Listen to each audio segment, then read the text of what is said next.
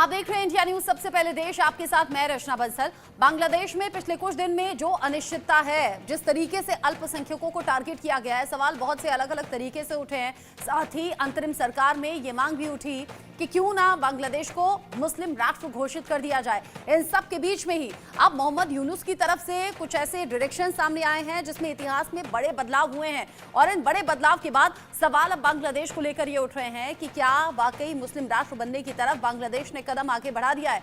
ऐसा हम क्यों कह रहे हैं, क्या वो खबर है? सबसे पहले बड़ी खबर के साथ शुरुआत कर रहे हैं इस बुलेटिन की। बड़ी खबर आप जानिए, जहां पर बांग्लादेश, जहां पर स्कूलों में किया गया है सिलेबस में बड़ा बदलाव।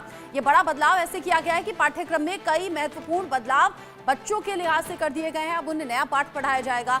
राष्ट्रीय पाठ्यक्रम पाठ्य पुस्तक बोर्ड ने यह फैसला लिया है और इस बड़े फैसले का असर सीधे तौर पर सिलेबस पर नजर आ रहा है। खालिदा जिया के पति जियाउर को आजादी का क्रेडिट इसमें देते हुए साफ तौर पर दिखाया गया है, यानी कि नया बदलाव कर दिया गया। नई स्कूली किताब में जियाउर रहमान आजादी के नायक के तौर पर बच्चों को पढ़ाए जाएंगे। शेख मुजिब को आजादी का नायक अब से नहीं कहा जाएगा, यानी ये इतिहास में बड़ा बदलाव है। सिलेबस से शेख हसीना के बयानों को हटा दिया गया है पूरी तरह से, और अब साल 2022 में हसीना सरकार ने जो पाठ्यक्रम बनाया था उसे पूरी तरह से बदला है। यानी मोहम्मद यूनुस के रहते हुए ये बड़े बदलाव इशारा कर रहे हैं। जियाउर रहमान को यहाँ आजादी का नायक दिखाया गया है और पूरे तौर पर मुजिब को इतिहास से हटा दिया गया है। साथ ही साथ यहाँ मुजिब के साथ साथ शेख हसीना के जो बयान थे उन्हें भी इस सिलेबस से हटाया गया है। बांग्लादेश में स्कूलों में ये बड़ा बदलाव किया गया है। पाठ्यक्रम में ये बड़ा बदलाव बता रहा है कि बच्चों को अब जो पढ़ाया जाएगा, जो सिखाया जाएगा, कैसे वहां से शेख मुजीबुर रहमान को गायब कर दिया गया और कैसे यहाँ खालिदा जिया के पिता को नायक के तौर पर दिखाया गया है। अब जिस तरीके से ये पूरा बदलाव किया गया, बांग्लादेश में नई पाठ्यक्रम जो पुस्तकें हैं वो जारी की गई हैं और इस नए सिलेबस में नई बातें हैं। इन पुस्तकों में बताया गया है कि जियाउर रहमान ने 1971 में देश को आजाद कराया था, यानी कि देश की आजादी का ऐलान किया था। अब तक की पुस्तकों में इसका श्रेय बंग बंधु शेख मुजीबुर रहमान को दिया जाता था।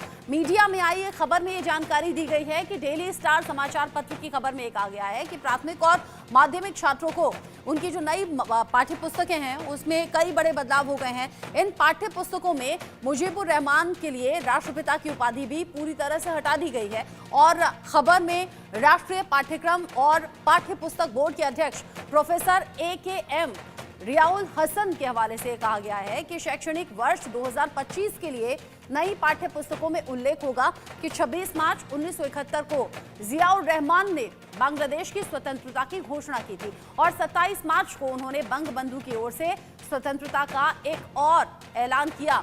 खबर में कहा गया है कि इससे पहले कक्षा 1 से कक्षा 10 तक की जो पाठ्य पुस्तक थी उसमें स्वतंत्रता की घोषणा किसने की, इसकी जानकारी सत्ता में रहने वाली पार्टी के अनुसार ही बदली जाती रही है। आवामी लीग के समर्थकों के बीच में व्यापक रूप से ये माना जाता रहा है कि मुजीबुर रहमान ने ये घोषणा की थी और सेना में मेजर रहे जियाउर रहमान ने मुजिब के निर्देश पर केवल घोषणा पढ़ी थी। रहमान बाद में मुक्ति संग्राम के सेक्टर कमांडर बने थे। अब ये जो बदलाव किया गया है, यहाँ पर जियाउर रहमान का अब नाम यहाँ पर नायक के तौर पर आएगा। मुजीबुर रहमान को यहाँ पाठ्यक्रम से हटा दिया गया है। साथ ही साथ शेख हसीना को, उनके बयानों को पूरी तरह से पाठ्यक्रम से हटा दिया गया है। ये सब कुछ इशारा कर रहा है कि इतिहास में बड़े बदलाव किए गए हैं और ये बड़ी मंशा के साथ किए गए हैं और इसीलिए माना यह जा रहा है कि क्या अब देश में मुस्लिम राष्ट्र बनाने की ओर बांग्लादेश को एक कदम आगे बढ़ा दिया गया क्या?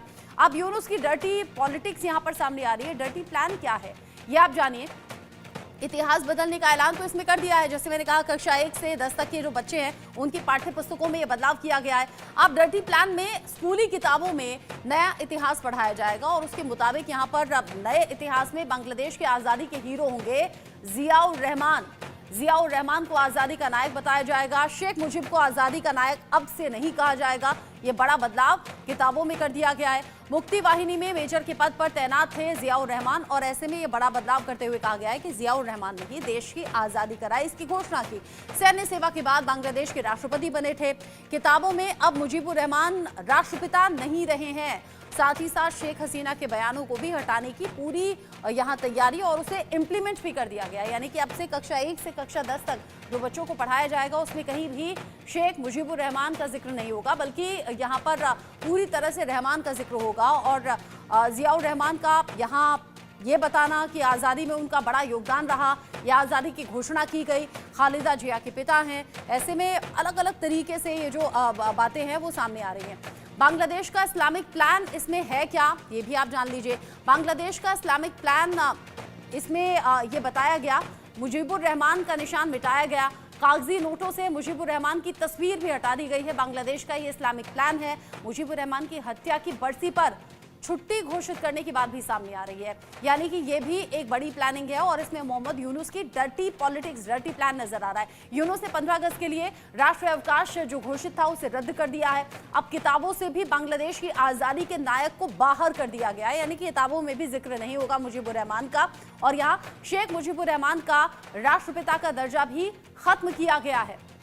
जिस तरीके से अभी तक के अपडेट्स मिल रहे हैं, कागजी नोटों से मुजीबुर रहमान की तस्वीर भी हटाई गई है, किताबों से भी इसका जिक्र हटा दिया गया है। बांग्लादेश का इस्लामिक प्लान इस तरीके से सामने आ रहा है और इस्लामिक राष्ट्र बनने की तरफ ये कदम आगे बढ़ाना, इसमें शेख हसीना के बयानों को हटा देना, शेख मुजीबुर रहमान को नायक के तौर पर नहीं दिखाना, किताबों से इनका जिक्र ही मिटा देना, और यहाँ पर जिस तरीके के बड़े बदलाव हैं ये मोहम्मद यूनुस की सोच को दिखाता है, बताता